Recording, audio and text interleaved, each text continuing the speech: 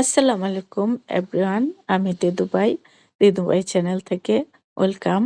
আমি আজকে আমার ছাদের বেগুন, পুঁই শাকের বিচি, ফুল, পাতাসহ এবং কিছু লেবু আমি নিয়ে আসছি।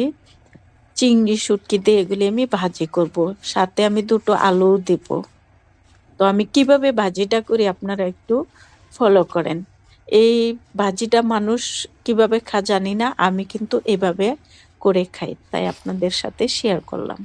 একটু দেখে নেন। আমি এখন ফুল, বিচি, পাতা সবই দিয়ে দেব। দেখেন কত সুন্দর বিচিগুলি হয়েছে। আমার ছাদে সব ধরনের সবজি আছে, আমি সবই আপনাদেরকে দেখাবো।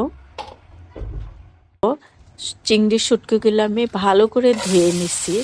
শুটকিতে অনেক ভালো থাকে, চিংড়ির হাত পাও থাকে, ওগুলি ফেলে দিতে হয়। আমি ভালো করে লবণ দিয়ে ধুয়ে এখন ভেজে নেব। আমি শুটকি সবসময় ভেজে নিই, শুটকির বাজে গন্ধ থাকে না। মুচমুচি করে ভেজে নিলাম। দেখেন কত মচমচি হয়েছে।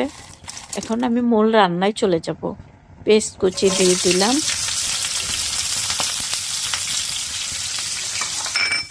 রসুন, কাঁচামরিচ, রসুন কুচি, কিছুক্ষণ নেড়ে চেড়ে ভেজে নিব।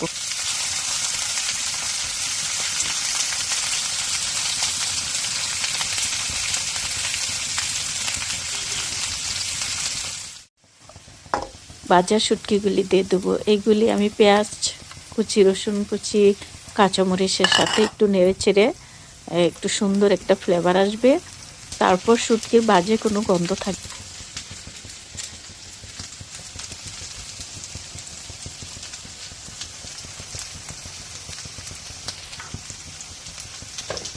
হ্যাঁ, আমি এখন আলু আর বেগুনটা দিয়ে দিলাম, কারণ শাকটা সময় কম লাগে। আলুটা সিদ্ধ হতে, বেগুনটা সিদ্ধ হতে একটু সময় লাগে, তাই এটার সাথে আমি একটু নেড়ে ছেড়ে সিদ্ধ করে নেব। আমি এখানে কোনো পানি অ্যাড করব না, সম্পূর্ণটা শাকের মতোই ভাজি হবে। এখন আমার সবজিগুলি দিয়ে দিব।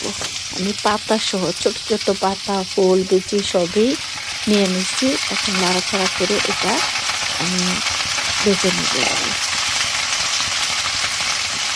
ফুলগুলি কত সুন্দর। আমি বাজার থেকে কিনি না, আমার গাছে যখন হয় তখনই আমি খাই।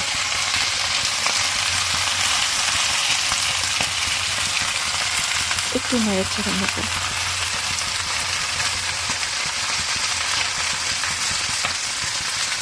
আমার সবজিটা দেখতে অনেক অনেক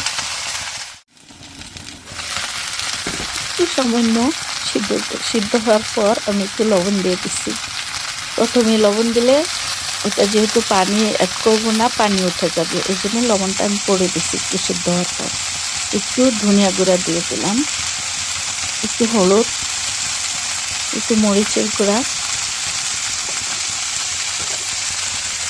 একটু জিরার গুঁড়া দিয়ে দিলাম। এখন এটা আমি নাড়াচাড়া করবো না, আমি ঢেকে দেব।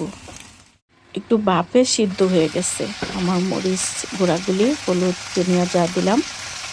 আস্তে আস্তে করে আমি নেড়ে চেড়ে ওটার সাথে মিশিয়ে নেব। যেহেতু আমি পানি অ্যাড করবো না, এই জন্য বাফে এটা সিদ্ধ হওয়ার পর আমি একসাথে মিশিয়ে দিচ্ছি। এইভাবে রান্নাটা অনেক টেস্ট হয়, তাই আপনাদেরকে আমি দেখাচ্ছি যে পানি ছাড়া, জল ছাড়া কিভাবে সবজি সিদ্ধ হয়। কোনো রকম পানি দিইনি, ডেকে দিলাম। আমার সবজিটা সিদ্ধ হয়ে গেছে, এখন আমি নামিয়ে নেব। দেখেন কত সুন্দর হয়েছে সবজিগুলি, সবগুলি দেখতে কত লোভনীয়, খেতেও তেমন সুস্বাদু। একবার হলে এরকম ট্রাই করে দেখেন। আমার রান্না শেষ, এখন আমি খাবো, কারণ শুটকি গ্রানে আমার ক্ষুধে লেগে গেছে, তাই একটু খেয়ে নেব। আমার চ্যানেল দেখার জন্য লাইক, কমেন্ট, সাবস্ক্রাইব করে রাখবেন পরবর্তী ভিডিও দেখার জন্য। আমি এখন সবজি রান্না করছি, পরবর্তী আপনাদেরকে আরও ভালো ভালো ভিডিও দেখাবো। আল্লাহ হাফেজ।